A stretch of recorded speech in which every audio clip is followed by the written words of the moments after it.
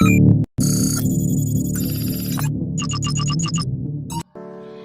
guys, this is JC again and welcome back to my YouTube channel. Today we are here to create a program using an array in C++. For you to understand, please watch this video. Exercise number 1, Arrays.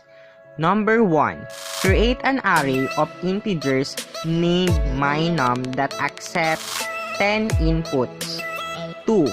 Prompt the user to enter 10 integer numbers and put it to mynum array. 3. Display the content of mynum in horizontal. Use comma to separate items or vertical format. So first, let's put the header file.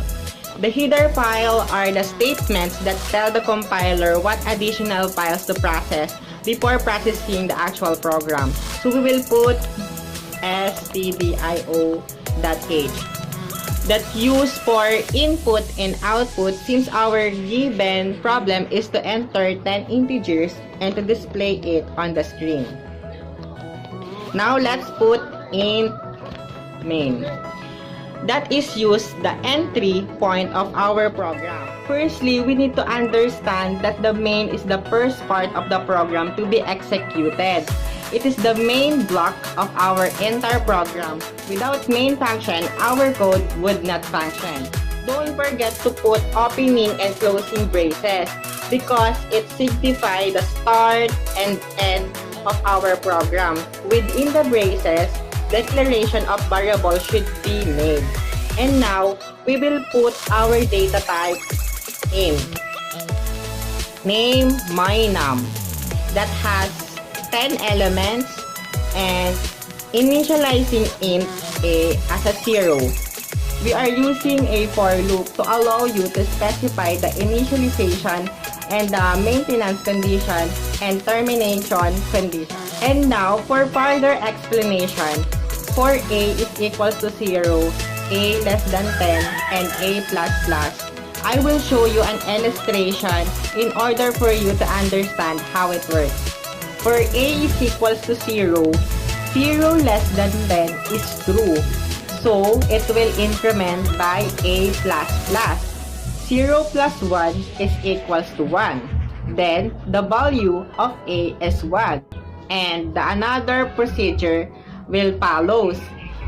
1 less than 10 is true, 2 less than 10 is true, 3 less than 10 is true, 4 less than 10 is true, 5 less than 10 is true, 6 less than 10 is true, 7 less than 10 is true, 8 less than 10 is true, 9 less than 10 is true.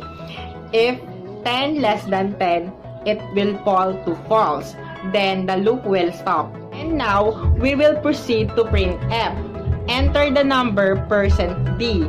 %d, which is the format specifier for integer. So the output will be enter number 1, 2, 3, 4, 5, and up to 10. This a plus is to leave the enter number starts with 1.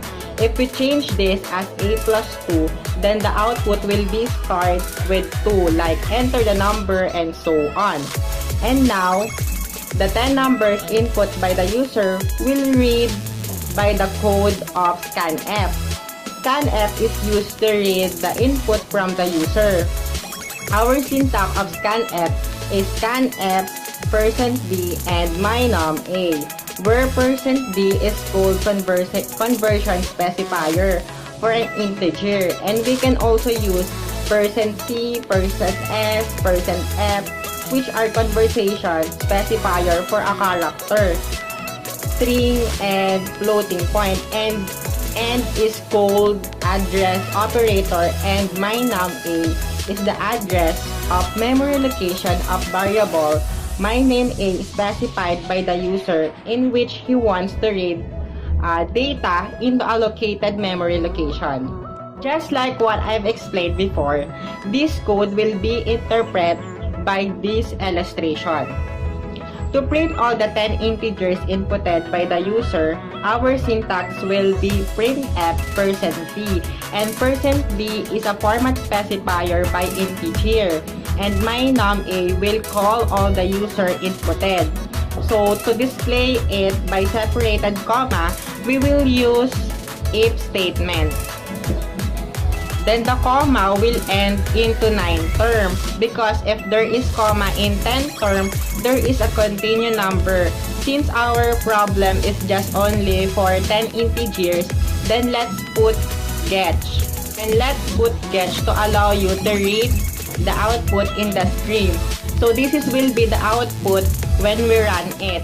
And that's how you do it.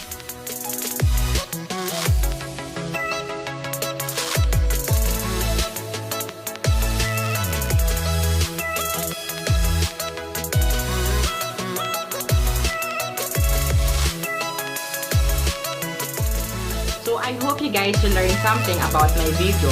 So for more information and topics, you can follow me on my social media account. And don't forget to comment in the section below and to subscribe me on my YouTube channel. Thank you guys for watching and have a good day. Bye-bye!